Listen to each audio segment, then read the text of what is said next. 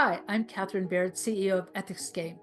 As someone who has spent her entire life educating and training people in ethical decision making, one of the questions I get asked, especially from organizational leaders, is how much ethics education do we really need?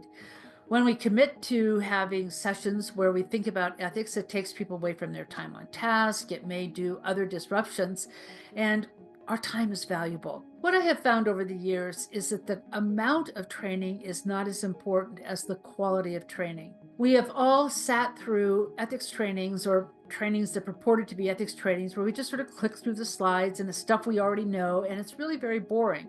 And it doesn't build the capacity that we need to actually resolve the problems in front of us. That capacity can only be built when there is some sort of experiential learning where we learn from each other in conversation. The first skill set we need is to actually identify what the values are in tension. What is the cause of the upset that we're feeling in the organization? What is the cause of the tension? What values do we hold that might be in tension with either ourselves or with the external community as we're being asked to live into leadership?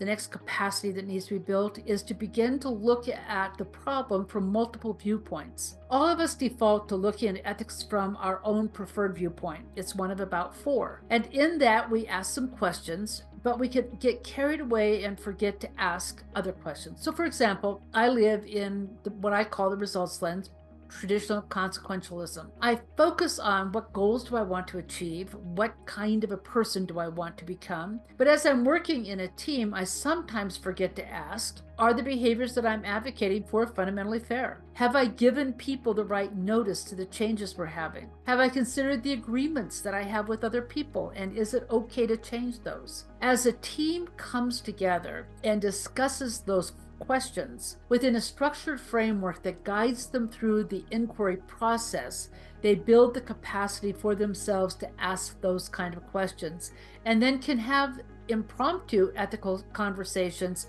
on an ongoing basis. The training itself focuses on how do you identify issues and how do you look at the questions that are underlying, with the expectation then that people will have the moral courage and permission to engage in those conversations on an ad hoc basis throughout the year, throughout the time frame in the organization. That way the training builds capacity to have ongoing conversations, so ethics is not shelved once a year, but becomes part of the ongoing fabric of the organization. Thank you.